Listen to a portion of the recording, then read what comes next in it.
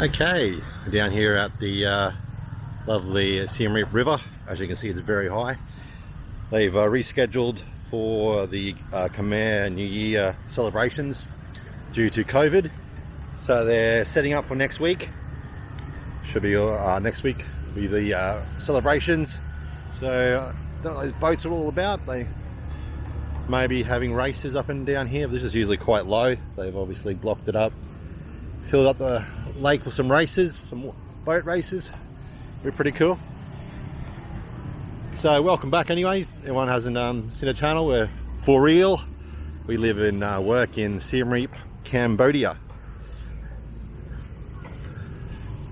Unlike many places in the world, Cambodia has done very well through the COVID-19.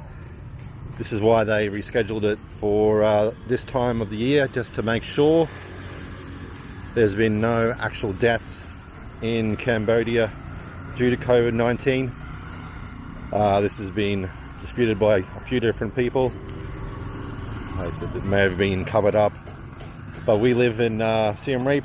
There is a very big expat community here. Whew, something smells. Oh God. It's a huge expat community here. So if there was a lot of people who were ill, you would know about it quite quickly.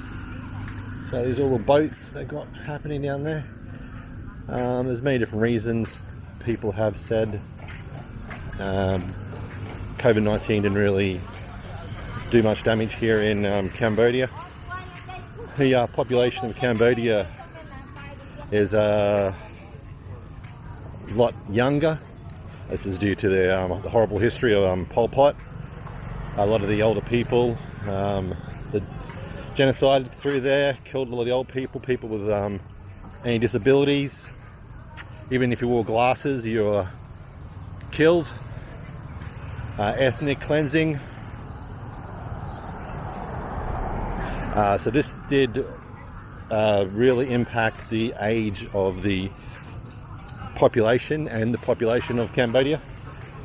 So the population of Cambodia is around 16 million people. 77% of the population is in the rural centres, so even that's is helping Cambodia. Safety wise there. Put it on this truck. Yeah, hit it with a big stick. Quite nice down here. The water right up. So yeah, 77% of the population live in rural areas. So this has helped the spread of COVID-19 to limit that very, very much. It's very nice along here. All the flags up. Also, they're very hard working. You won't see many overweight Cambodians. The population is only 7% of Cambodians who are over the age of 60, which is another thing going for Cambodia. Also, at the start of the pandemic, Cambodia was a bit like America. They kind of just thought it was a flu, didn't really do much in the way of preventing, kind of thought it would just go away by itself.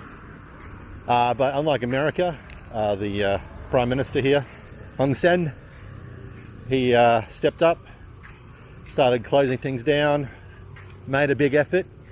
I'd have to say in Siem Reap itself, for a month or so, when everyone wore a mask, everyone did all the right precautions, that's kind of fallen away now. It's been over maybe 100 days or so, maybe even more, that they haven't had a community-based case. All cases have been cases that have flown back into Cambodia. Right here.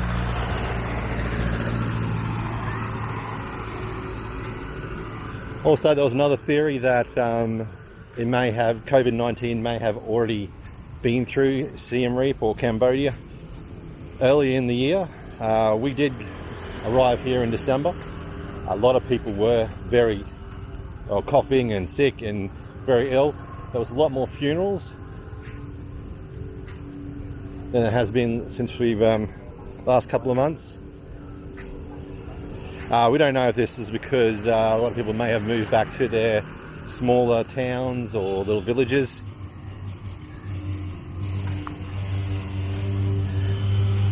But there seems to be like a low percentage of funerals at the moment. Compared to when we got here in December, every street corner seemed to have a funeral happening. A lot of people were sick. A lot of expats were sick. I got very sick near Christmas, like a really bad flu, and it kind of lingered for a couple of weeks.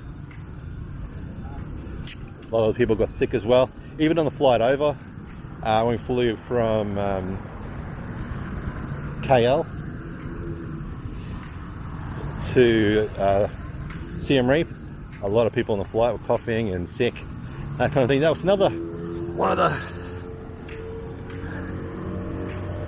theories thrown around, but I really think the population and the age of the population here in Cambodia has helped tremendously. There hasn't been a real big push on testing, so that has kept numbers down, but there's not people lined up at hospitals dying on the streets and the things you see in other countries. So in that way, a bit loud over this bridge, I'll talk in a minute. Just for a quick look over here. My bike.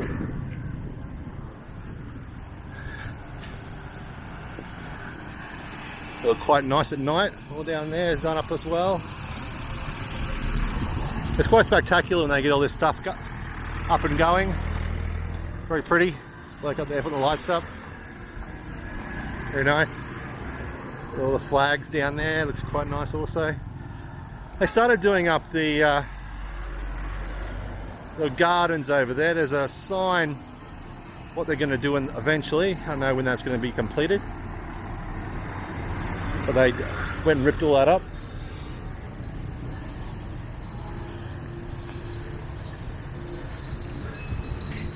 Buy an ice cream. That'll be right. Yeah, so it's a nice little walk down here down the river. There's no real... Oh, like I'm asleep. I'll leave here for a sec. Some of the schools have reopened in Phnom Penh. I think one school has opened up here in Siem Reap.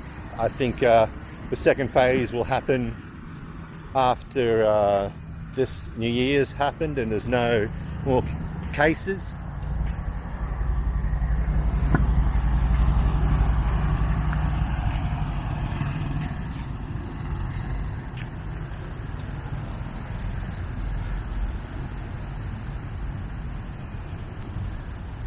A young girl is collecting rubbish. They go and recycle it. It's quite sad. People have to do here to make a living. So if you can also please subscribe and like and share this. If we do reach the magical 1,000 subscriber mark, we will any money we get off YouTube, we'll put that straight back into the Siem Reap community through the NGOs here. So if we can monetize this channel, that'd be great. It's quite nice down here. Very nice breeze off the water. This I think this actually shut down already. I opened up just when COVID hit. I think they've shut down already. Terrible. Yeah, see that's all fallen down already. Yeah. It opened up practically the month February, March. I think it's closed down. Yeah, it's closed down. Beautiful inside. Gorgeous, gorgeous hotel. Just terrible, terrible timing. What does it say over there?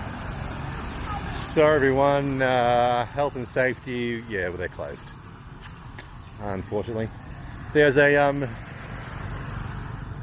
set of rules you're supposed to follow. They have them in, if you watch any of the YouTubes, same kind of laws are supposed to be for restaurants. You're supposed to have someone in the front checking your temperature. You're supposed to have someone giving you hand sanitizer. Don't go. There was one that car's gone the wrong way down the wrong way street. It's a one-way street. Yeah, I think he's realised. Yeah, so this side's one way and the other side's one way. So if you do come to Siem Reap, remember that. Especially if you come off the bridges, remember you have to go around. People may come the other way. Don't always expect people going the right way, but just have a quick look. So we're coming back to the main part again. Yeah, so you're supposed to have all these different precautions put in. You're supposed to wear a mask when you do enter. The people who are serving are supposed to be wearing masks. There's a lot of the foreign kind of restaurants are doing it. None of the Khmer kind of base ones are. The problem too, having it this time of year, this rescheduled date, is that it rains a lot. So there's a it might get very, very wet on a few nights. So here's down here. This is not even the start. This is just the preparing. All this has been done up. All those tables have been put in. Little seats down here. I've seen a bit of a design fault already in these beams. Having the screws on that side doesn't make it. You push on it. If you can see, it's on this side. Should be on that side. So if you lean on that, it's going to go that way. A little bit. So they should have put this beam on that side. So that would have been a support. You can see the quality work is not the 100%, but there you go. But it's quite nice down here, the little tables. I don't know how they're going to social distance on these tables at all. But that's not my worry. I won't be down here with all these people. Kids having fun, doing their homework. It's beautiful actually. They should have this here permanently. Cambodians like a party.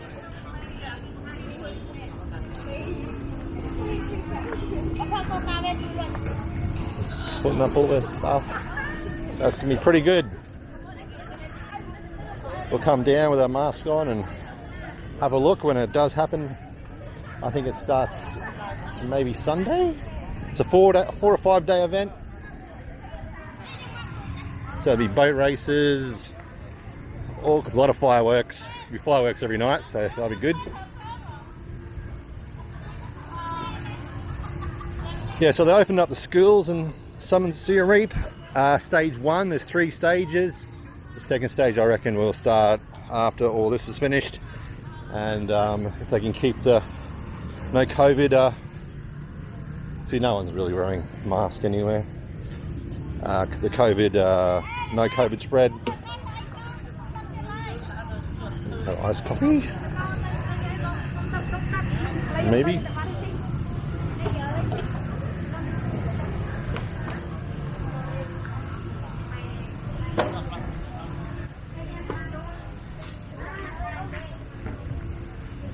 See, maybe you can hire the boats out and go for a paddle. I don't know. I want to fall in that water. There you go.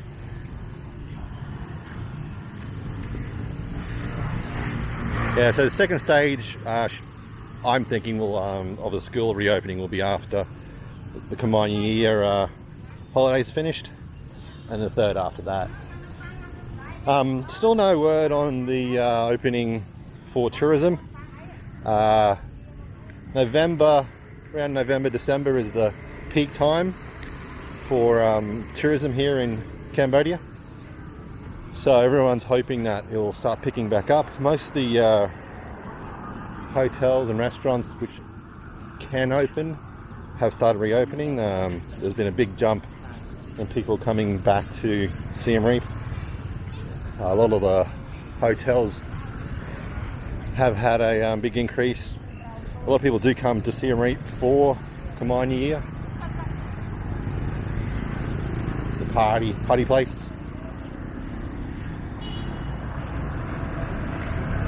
You can get a business visa. Your school can pay for your testing, and they can also co-sponsor. So they will put the $2,000 up for your little, when you fly in.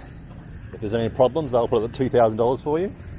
It's dropped down from $3,000 to $2,000. They've figured out that $2,000 easily covers all the testing, and if you have to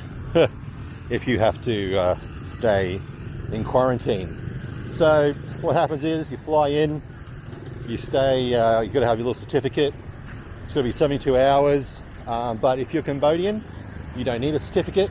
This is where the problem's been had. So a lot of people, when you get on the plane with Cambodian people going back to their country, they get into Cambodia. Some Cambodians that get tested, they come back as positive.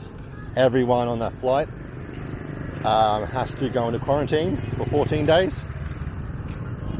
If no one on that flight posts a positive response,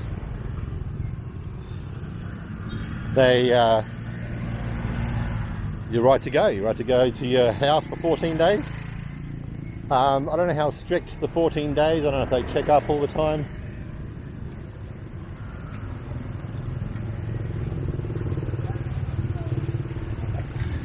One of Andy's wife's father, so Andy's father-in-law, he came back. He did the whole thing. He got 14, he went straight through, no problem. So he's now back in Siem Reap, enjoying the good life.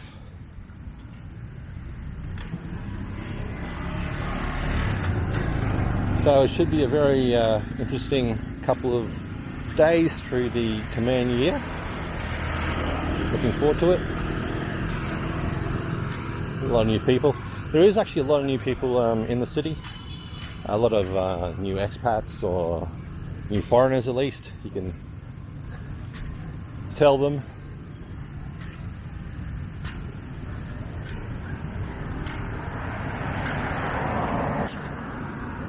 Almost there. Yeah, since we haven't seen many people for the last couple of months, they really do stand out. You did get to know a lot of people in the shopping centres and that kind of thing. So there's a lot of new people, lot of new people in Siem Reap. I think they may have come here when the schools start reopening, which hopefully will be shortly.